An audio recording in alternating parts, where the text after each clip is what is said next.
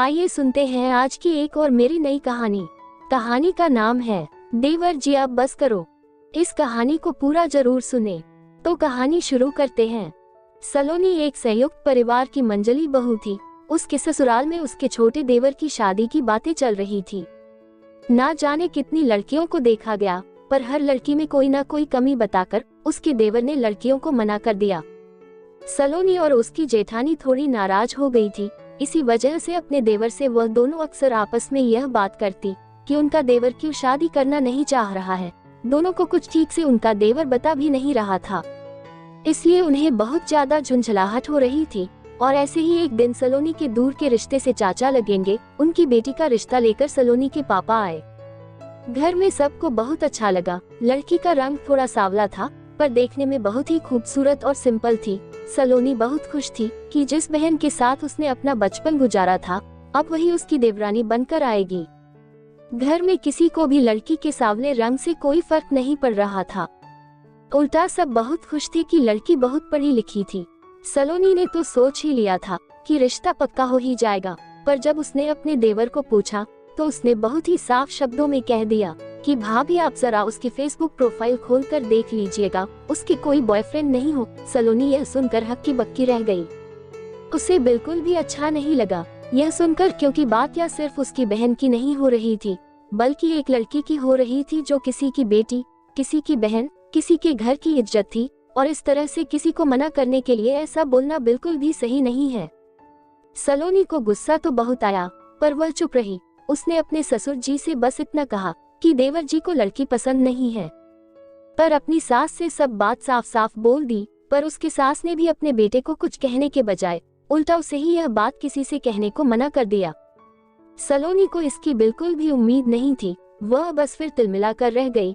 और ऐसे ही 1-2 महीने बीत गए और फिर कुछ दिनों बाद ऐसे ही सलोनी के देवर के लिए 3-4 रिश्ते आए। उन लड़कियों को भी किसी की पढ़ाई कम है, तो किसी की नाक ठीक नहीं है, तो किसी के बाल पतले हैं, तो कोई मोटी है। यही सब वजह बताकर सलोनी के देवर ने मना कर दिया। सलोनी को बहुत गुस्सा आ रहा था। यह सब नौटंकी देखकर उसने अपनी जेठानी से कहा, पर कोई फायदा नहीं हुआ।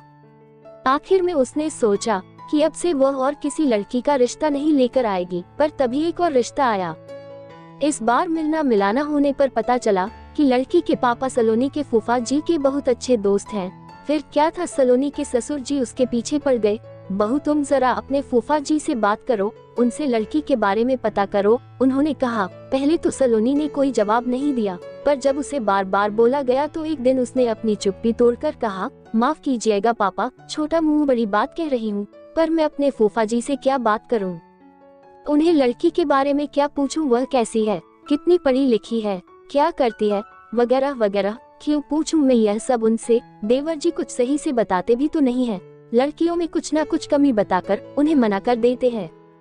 किसी को मोटी बोलते हैं, तो किसी को पतली, किसी को सिंपल बोलते हैं, तो किसी को स्टाइलिश। मुझे तो समझ ही नहीं आता उन्हें आखिर चाहिए क्या?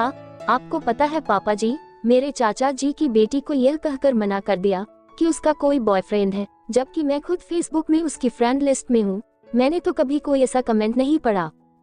और तो और आपकी एक दोस्त की बेटी को यह कहा कि वह मोटी है और देवर जी के इतने बुरे दिन आए हैं जो वह उस मोटी से शादी करे। आप खुद बताएं पापा जी, क्या यह सब सही है? हमें क्या हक है पापा कि हम किसी की बेटी के बारे में ऐसा कहे? हमें नहीं पसंद तो बस नहीं पसंद, पर हमें कोई हक नहीं है कि किसी के दिल के टुकड़े को इस तरह कहने का।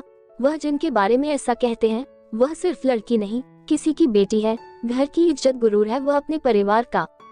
मैं जानती हूँ पापा जी, यही रीत है समाज का कि लड़की देखते हैं और पसंद आने पर ही बात पक्की की जाती है। पर हमें लड़की पसंद नहीं, तो क्या हमें यह हक है कि हम उसके बारे में कुछ भी बोले? मुझे माफ कीजिएगा पापा जी, मैं फूफा जी से बात नहीं करूँगी और न ही मैं देवर जी के लिए अब कोई लड़की ढूंढने में मदद करूँगी।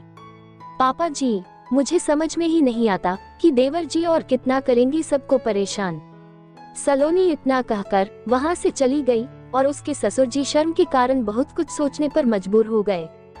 दोस्तों, आपको हमारी कहानी कैसी लगी? कमेंट बॉक्स में जरूर बताएगा। हमारी ऐसी कहानी सुनने के लिए हमारे चैनल को लाइक एंड सब्सक्राइब जरूर कीजिएगा। धन्यवाद।